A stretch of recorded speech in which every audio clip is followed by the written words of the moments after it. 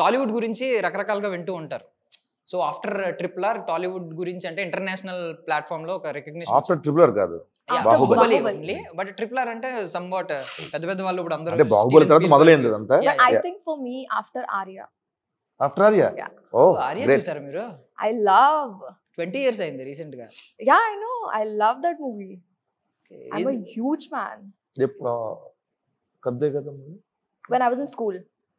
మరి మీరు అంతా యు లవ్ దట్ మూవీనా? I love but that. ఇంత వన్ సైడ్ లవర్ ని ఎందుకు మీరు రిజెక్ట్ చేస్తున్నారు? Similarities there, no? Little bit similarities there. ఏమున్నాయి సిమిలారిటీస్? నవ్వుతూ ఉండడమా? నాకు తెలియదు. Okay okay okay. But so Tollywood లోకి ఇప్పుడు ఎంటర్ అవ్వడం అనేది ఒక బ్లెస్సింగ్ సీరియస్లీ ఎవరికైనా. బికాస్ ఆఫ్టర్ ఎంత రికగ్నిషన్ వచ్చిన తర్వాత టాలీవుడ్. So Absolutely. మీరు ఎలా చూస్తున్నారు దాన్ని?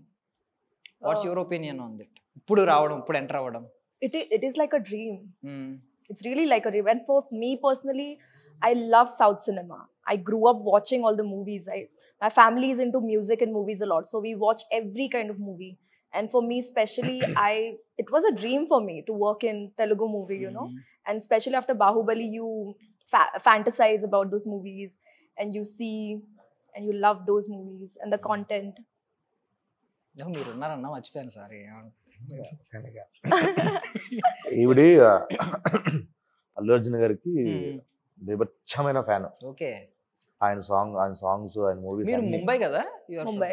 ఓకే. కేరళలో ఎక్కువ వింటా ఉంటాం కదా మల్లు మల్లు అర్జున్. అర్జున్. అదే అంటున్నా నేను. No, ఆర్యా no, in అనగానే Mumbai also. ఆర్యా టైంలో కేరళలో ఫేమస్ బాగా ఆయన, ఓకే. చాలా ఫేమస్ కదా. సో నేను ఈవిడి అప్పటి నుంచి And ఫ్యాన్ అంటే his నేను. Hindi dub movies, no? Okay. They are very famous there. ఇప్పుడు పుష్పతో Pushpa, Taggedale.